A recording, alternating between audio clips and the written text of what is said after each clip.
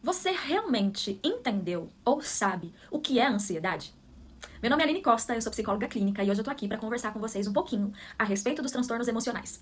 Se vocês estão acompanhando as últimas notícias, vocês viram que o Brasil tem o maior índice de afastamento por conta de questões relacionadas à saúde mental em 10 anos. E o Brasil tá lá no topo dos rankings no que diz respeito a ser um país extremamente ansioso e a ser um país extremamente depressivo. Mas afinal de contas, você sabe o que é a ansiedade e como ela se manifesta? A verdade, abelha rainha, é que ainda existe muito estigma quando a gente fala sobre transtornos emocionais, sobre transtornos mentais, sobre ansiedade e depressão. Ainda tem muito essa ideia do campo da loucura e a gente acaba se inclinando para esse lugar porque falta conhecimento nessa área. E a verdade, gente, é que já dizia, né, que conhecereis a verdade e a verdade vos libertará.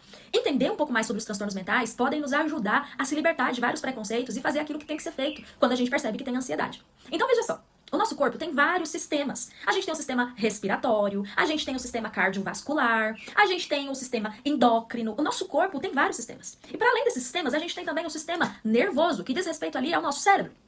E é também, principalmente, do sistema nervoso que podem derivar os nossos adoecimentos emocionais. Então, o primeiro passo é entender a doença como doença. A gente entende que a asma é uma doença. A gente entende que pode ter doença no coração. A gente entende que pode ter doença na pele. Mas a gente não entende as doenças de ordem emocional como doença. E a gente precisa entender como doença. Então, a ansiedade, a depressão e outros transtornos podem derivar ali do nosso sistema nervoso. No nosso sistema nervoso, a gente pode ter alterações em neurotransmissores, como serotonina, dopamina e Eu sei que são nomes difíceis, né? Até eu me enrolei aqui. Mas sabe quando você sai do treino com aquele sentimento assim, ó, de estar endorfinada? Nossa, que dose gostosa de endorfina. Vocês estão mais familiarizados quando a gente fala dessa serotonina que vem do treino, sabe?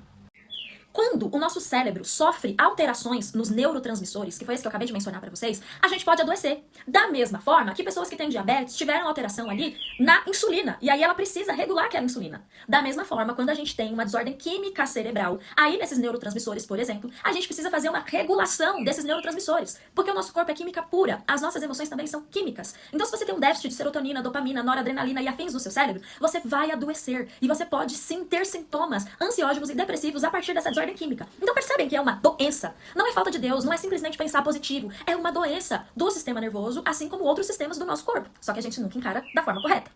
E é importante lembrar que fatores genéticos e biológicos também podem contribuir super para o desenvolvimento da depressão. E outros sistemas do nosso corpo, como o sistema endócrino.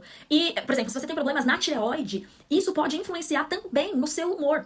Então é o sistema endócrino e também o sistema imunológico. Então existem alterações nos nossos sistemas que podem contribuir para o desenvolvimento de um transtorno mental, como a ansiedade e a depressão. Fora todos os fatores externos que a gente já conhece, que contribuem para o nosso desenvolvimento de transtornos mentais ou ansiedade. Como relacionamentos tóxicos, de repente um divórcio, de repente um processo de luto, de repente um trabalho que seja insalubre, precário. Tudo isso contribui externamente para que a gente desenvolva um transtorno mental.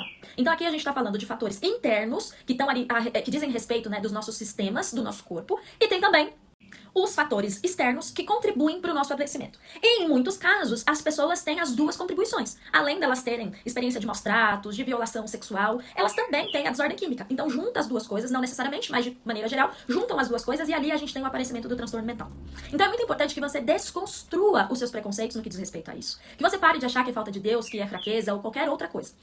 As doenças de ordem emocional são doenças e devem ser tratadas como tal. Você deve procurar um psicólogo para trazer todas as orientações para você, procurar um psiquiatra, de repente, se você precisar fazer a correção química ali do seu cérebro, é pra isso que a gente toma remédio, da mesma forma que uma pessoa que tem problemas com diabetes toma remédio, que tem problemas com pressão toma remédio. Então procure tratamento especializado.